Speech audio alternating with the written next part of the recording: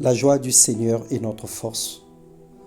Bonjour bien-aimés frères et sœurs, que le Seigneur vous comble de son amour et vous bénisse abondamment. Bonne et excellente journée à tous. Autant que nous avons besoin de manger tous les jours, autant nos âmes ont besoin de la parole de Dieu. Nous remercions le Seigneur notre Père pour le pain quotidien, pour cette parole qu'il envoie, pour le pain qu'il envoie dans nos vies, pour rassasier nos faims, pour étancher nos soifs et pour nous rendre victorieux dans le nom de Jésus-Christ.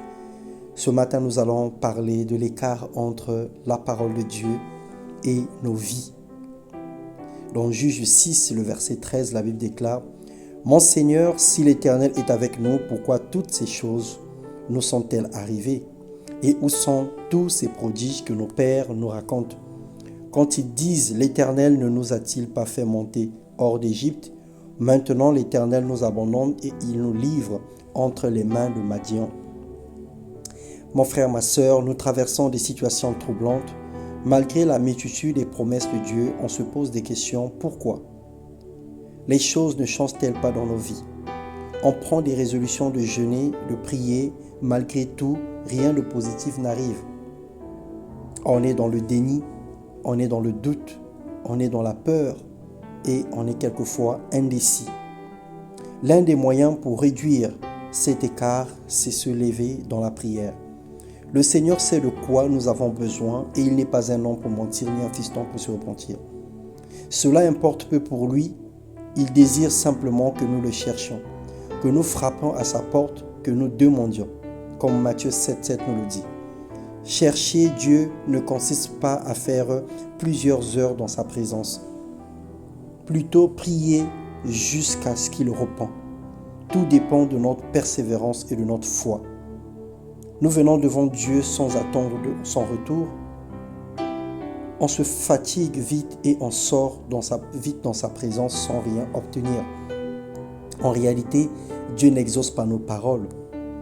Dieu n'exauce pas notre éloquence ou la quantité des mots que nous citons dans les prières, mais il exauce notre foi, notre ferme assurance à ses promesses, notre capacité à le faire confiance sans douter. La Bible dit que le juste vit par la foi. Alors si le juste vit par la foi, ça veut exclusivement dire que l'incrédule meurt par le doute. Marc 10, le verset 47 à 49, la Bible déclare « Il se mit à crier « Fils de David, Jésus, aie pitié de moi !» Plusieurs le reprenaient pour le faire taire, mais il criait beaucoup plus fort « Le Fils de David, aie pitié de lui !» Jésus s'arrêta et dit « Appelez-le !» Il s'agissait de Bartimée l'aveugle. On ne doit pas se lasser de crier à Dieu. Il y aura toujours des gens qui vont nous décourager, qui vont nous étouffer, qui vont nous faire taire. Mais il faut persévérer dans la prière.